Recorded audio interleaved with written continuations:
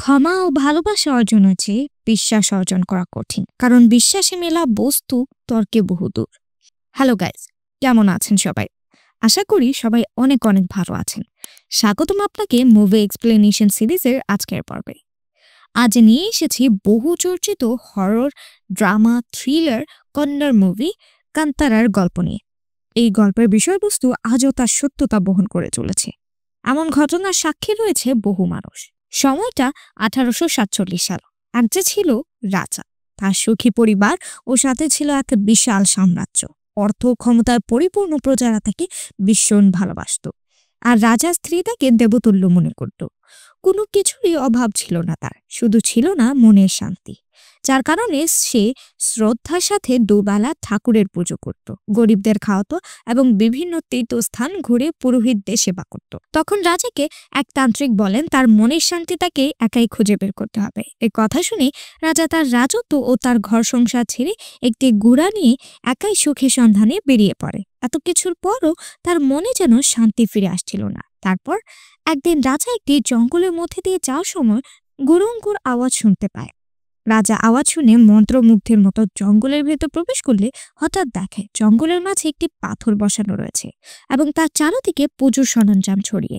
সেটা দেখার পর রাজার মনে যেন এক অদ্ভুত প্রশান্তি অনুভব করে, যা আগে সে কোথাও পায়নি। তখন সে তার সামনে হাত জোড় করে এবং শ্রদ্ধায় তার চোখ থেকে অশ্রু গড়িয়ে পড়ে। তখন গ্রামবাসীরা সেখানে চলে আসে। রাজা তাদের অনুরোধ করে যাতে তাকে এই পাথরটি নিয়ে যেতে দেওয়া হয়, কিন্তু গ্রামবাসীরা তাদের দেবতা পাঞ্জলিকে রাজার হাতে তুলে দিতে রাজি নয়। তখন সেখানে উপস্থিত একজন লোকের উপর পাঞ্জলি দেবের ভর আসলে সে বিকট শব্দে আওয়াজ করে উঠে বলে, আমি এই গ্রামের পাঞ্জলি দেব, শুরু থেকে এদের রক্ষাকর্তা, কিন্তু আমি যদি তোমার সাথে চলে যাই তাহলে এদেরকে কে রক্ষা করবে? তুমি এর পরিবর্তে গ্রামবাসীদেরকে দিবে। তখন রাজা এই আবেদন শুনে হাত জোড় করে বলে, আপনি যা বলবেন আমি তাই দিতে রাজি। তখন পাঞ্জলি দেব বলে, আমার চিৎকার যতদূর পর্যন্ত শোনা যাবে ঠিক ততদূর পর্যন্ত জায়গা তোমার এই গ্রামবাসীদের দিতে হবে।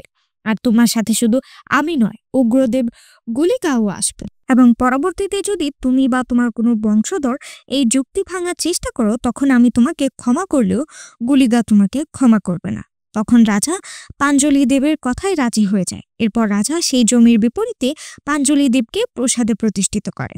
তারপর থেকে রাজার আর কোনোদিনও শান্তির অভাব হয়নি। সে মৃত্যুর আগ পর্যন্ত এই শান্তি অনুভব করেছেন।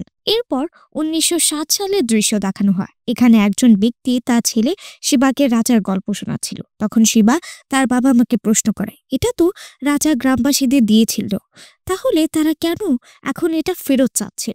তখন তার মা তাকে বলে, ওনার জমি উনি যখন ইচ্ছা নিতে পারেন, কিন্তু পাঞ্জলি দেবকে ছেড়ে আমরা কোথায় যাব? এরপর দৃশ্য পরিবর্তন হলে আমাদের ভূতাকলার দিন দেখানো হয়।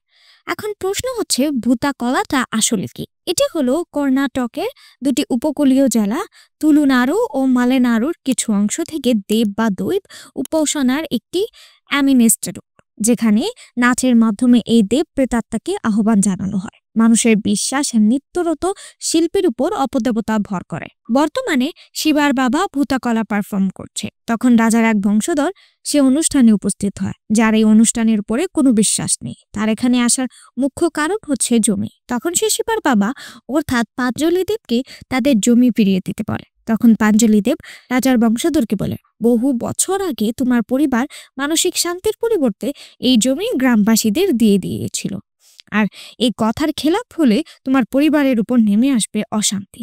তখন রাজার বংশধর হেসে জিজ্ঞেস করে, এই কথাটা আমাকে কে বলেছে? পাঞ্জলি দেব নাকি নৃত্যশিল্পী? তখন পাঞ্জলি দেব বলে, আজ রাতের পর যদি কখনো আমাকে দেখতে পাও তাহলে বুঝবে কতটা নৃত্যকার বলছে, আর যদি আমাকে কোনোদিন খুঁজে না পাও তাহলে বুঝবে কথাটা পাঞ্জলি দেব বলছে।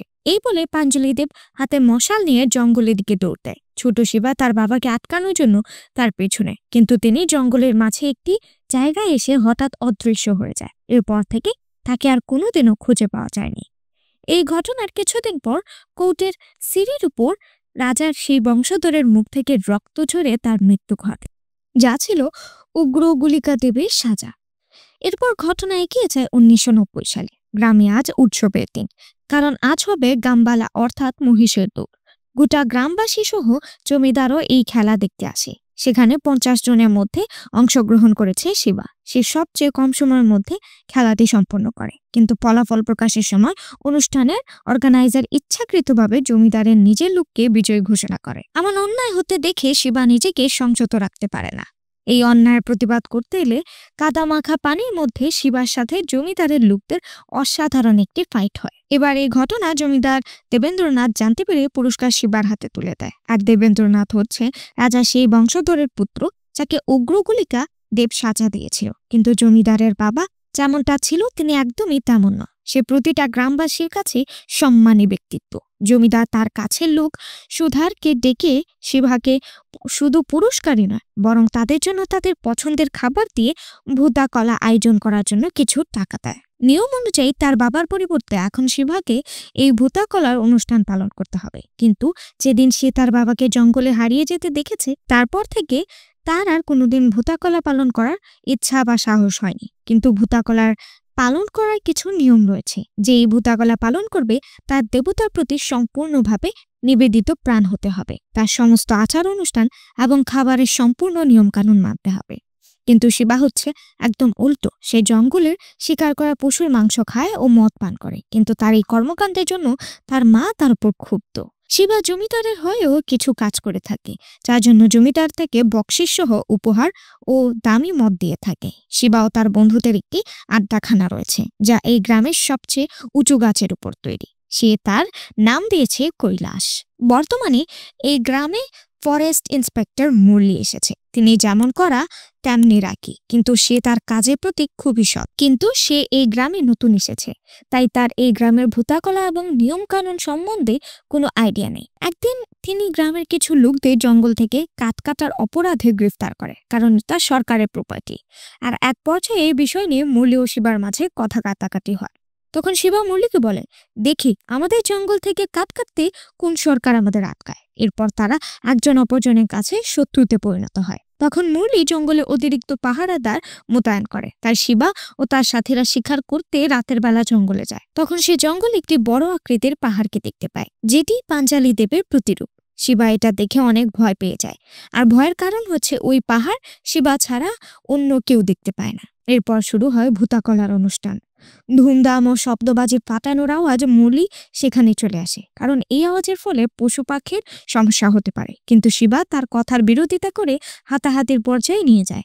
কিন্তু গুরুতর কিছু হওয়ার আগে মুরলি সেখান থেকে চলে যায়। শিবা একটা মেয়েকে পছন্দ করে, যার নাম হচ্ছে লীলা। সে কিছুদিন আগে ফরেস্ট অফিসারের ট্রেনিং নিয়ে গ্রামে ফিরেছে, কিন্তু লীলা শিবাকে পছন্দ করে না। যেহেতু শিবার সাথে জমিদারের ভালো সম্পর্ক রয়েছে, তাই লীলার বাবা তাকে অনুরোধ করলে সে লীলার একটি কাজের ব্যবস্থা করে দেয় এবং সে মুরলির আন্ডারে জয়েন করে। শিবার এই উপকারের জন্য লীলার তাকে পছন্দ হয়, আর এভাবেই তাদের মধ্যে একটি সুন্দর সম্পর্ক গড়ে ওঠে। কিন্তু লীলার কাজে জয়েন করার প্রথম দিনই মুরলি গ্রামে অন্তর্বর্তীকরণ করতে আসে। সেখানে সে ইল্লিগেল ভাবে বানানো বাড়ির রিপোর্ট সরকারকে দিত। এখানেও শিবা আর পুলিশদের মধ্যে প্রবল লড়াই হয়।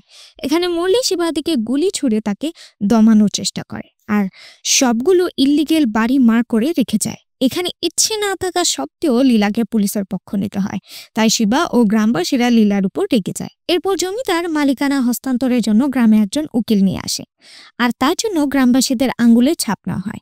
এই সময় শিবা মুরলি থেকে প্রতিশোধ নেওয়ার জন্য বেশি করেই শিকার করে এবং জঙ্গলের গাছ কাটতে থাকে। ঠিক ওই সময় গাছের একটি গাছ পুলিশের গাড়ির উপর পড়ে, যার ফলে কয়েকজন পুলিশ সদস্য আহত হয়। তখন শিবা ও তার বন্ধুরা অ্যাটেম্পট টু মার্ডার কেসে জড়ানোর ভয়ে জঙ্গলের মধ্যে কিছুদিন লুকিয়ে থাকে। এরপর শিবা লীলার সাথে দেখা করতে গেলে পুলিশ অফিসার মুরলি তাকে গ্রেফতার করে। পরের দৃশ্যে শিবার ভাই গুরুভা একটি স্বপ্ন দেখে ঘুম থেকে উঠে জমিদারকে কল করে এবং গুরুভা জমিদারকে জানায় গ্রামে যা ঘটছে তা একদমই ঠিক হচ্ছে না, আর এখন জমিদারকে এই পরিস্থিতি নিয়ন্ত্রণ করতে হবে। এরপর জমিদারের সাথে গুরুভা দেখা করতে যায়। তখন জমিদার গুরুভাকে বলে তাকে 5 একর জমি দেওয়া হবে যদি সে ভূতাগলা পারফর্ম করার সময় দৈব হয়ে থাকার ভান করতে পারে। এখানে আসে অনেক বড় একটি টুইস্ট। জমিদার গুরুভাকে বলে গ্রামবাসীদের বলতে হবে তারা যাতে জমিদারকে তার সমস্ত জমি ফেরত দিয়ে দেয়। এখানে আমরা জানতে পারি জমিদার শুধু ভালো হয়ে থাকার নাটক করত, আর এটাই কর্তৃপক্ষ তার প্রধান পরিকল্পনা ছিল। তখন গুরুবা জমিদারকে বলে দৈব এটা কখনো হতে দেবে না। এই কথা শুনে জমিদার রেগে যায় আর গুরুবাকে গলা টিপে হত্যা করে এবং তার মৃতদেহ ভূতাকলা পারফর্ম করার স্থানেই রেখে আসে। সেদিন রাতেই শিবা তার স্বপ্নে পাঞ্জলি দেবকে কাঁদতে দেখে, কিন্তু শিবা এর অর্থ বুঝতে পারেন। পরবর্তীতে শিবা জানতে পারে গুরুবা মারা গিয়েছে, আর এই কথা জানার পর সে মানসিকভাবে একদমই ভেঙে পড়ে এবং এই ঘটনার কিছুদিন পর সে জেল থেকে ছাড়া পায়। এর মধ্যে ইন্সপেক্টর মুলি জমিদারের আসল সত্য জেনে যায়। মুলি জানতে পারে জমিদার জমি বৈধ করার ছলে গ্রামবাসীদের সরলতার সুযোগ নিয়ে অলরেডি অর্ধেক জমি তার নিজের নামে করে নিয়েছে। তখন ইন্সপেক্টর মুরলি গ্রামবাসীদের সাহায্য করার সিদ্ধান্ত নেয়। অন্যদিকে এই কথা বুঝতে পেরে জমিদার শিবাকে ইন্সপেক্টর মুরলির বিরুদ্ধে করে দেয়। এটা বলে যে ইন্সপেক্টর মুরলি তার ভাই গুরুবাকে হত্যা করেছে। শিবা জমিদারের কথায় বিশ্বাস করে আর সে ইন্সপেক্টর মুরলিকে মারার জন্য বেরিয়ে পড়ে। শিবা যখন তার তরোয়াল ধার দিতে লুহারের কাছে যায়, লুহার তখন তাকে জানায় যে সে শেষবার গুরুবাকে জমিদারের জিপে চড়ে যেতে দেখেছে। জমিদার যখন রাতে ফিরে আসছিল তখন জিপে সে একাই ছিল, আর এরপরে গুরুবাকে কি মৃত অবস্থায় পাওয়া যায়। এটা শুনে শিবা একটু চিন্তায় পড়ে যায় আর তার একটু সন্দেহ হতে শুরু করে। এমন সময় জমিদারের লোকেরা শিবার উপর হামলা করে। শিবা তাদের মুহূর্তের মধ্যে হারিয়ে দেয় এবং এবার সে নিশ্চিত হয় যে জমিদারই গুরুবাকে মেরেছে। এরপর শিবা জমিদারের বাড়ি যায় আর তাকে না মেরে শুধু হুমকি দিয়ে সেখান থেকে চলে আসে এবং ফেরার পথে শিবার অ্যাক্সিডেন্ট হয় আর সে বাইক থেকে পড়ে যায়। তখন সে দৈব পড়া আবারও শিবার সামনে চলে আসে ও শিবা তার পেছনে দৌড়াতে দৌড়াতে জঙ্গলের ভেতর যেতে থাকে। দৌড়াতে দৌড়াতে শেষ সেই স্থানে পৌঁছায় যেখানে তার বাবা ভূতাকলাধীন বিলীন হয়ে গিয়েছিল। এখানে শিবা সেই দৈব আওয়াজ শুনতে পায় আর সে দৈব আওয়াজ তাকে মার্গদর্শন করে। তারপর শিবা গ্রামে ফিরে আসে। ততক্ষণে মুরলি গ্রামবাসীদের জমিদারের আসল সত্যটা জানিয়ে দিয়েছিল আর এটাও জানা যে তাদের জমি এখন আর তাদের কাছে নেই। তখন শিবা তাতে বলে শুধু তাই নয়, গুরুবাকেও জমিদারি মেরেছে। এরপর শিবা ইন্সপেক্টর মুরলির কাছে ক্ষমা চায়। তারপর ইন্সপেক্টর মুরলি গ্রামবাসীদের জানায় তারা যদি তাদের জমি ফেরত পেতে চায় তবে তারা এই ফরেস্টকে রিজার্ভ ফরেস্ট বানাতে সাহায্য করতে হবে, কারণ একবার এই জায়গায় রিজার্ভ ফরেস্ট হয়ে গেলে জমিদার আর এই জমি পাবে না। তারপর গ্রামবাসীরা সরকারের কাছে আবেদন করলে এই জঙ্গলে বসবাসের অনুমতি পেয়ে যাবে। তখনই জমিদার তার লোকদের নিয়ে গ্রামবাসীদের উপর আক্রমণ করে। গ্রামবাসীরাও তাদের সাথে লড়াই করে, যার ফলে অনেকেরই প্রাণহানি ঘটে। এরই মধ্যে শিবার কয়েকজন বন্ধুকে জমিদার গুলি করে মেরে ফেলে। শিবা জমিদারকে মারতেই যাবে, এমন সময় জমিদারের দলের একজন শক্তিশালী লোক শিবাকে বেধড়ক মেরে অজ্ঞান করে দেয়। তখন জমিদার ভাবতে থাকে সে এখন জিতে গেছে, কিন্তু তখনই আমরা দেখতে পাই উগ্র গুলিকা দেব শিবার কাছে আসে এবং তার শরীরে ঢুকে যায়, যার ফলে শিবা আবারও বেঁচে ওঠে। তখন শিবা সম্পূর্ণরূপে নিজের উপর নিয়ন্ত্রণ হারিয়ে ফেলে এবং তার শরীরে অলৌকিক শক্তি চলে আসে। তারপর শিবা এক এক করে জমিদারের সকল লোকদের মেরে ফেলে আর শেষমেশ জমিদারকেও সে মেরে ফেলে। এরপরে আবারও আমাদের ভূতাকলা অনুষ্ঠান দেখানো হয়, যেখানে শিবা ভূতাকলা পারফর্ম করছিল। এরপর শিবা হঠাৎ করে জঙ্গল থেকে ঘুঙ্গুর আওয়াজ শুনতে পায় আর সে মশাল হাতে সেই আওয়াজের পিছু করতে করতে জঙ্গলে ঠিক একই স্থানে চলে আসে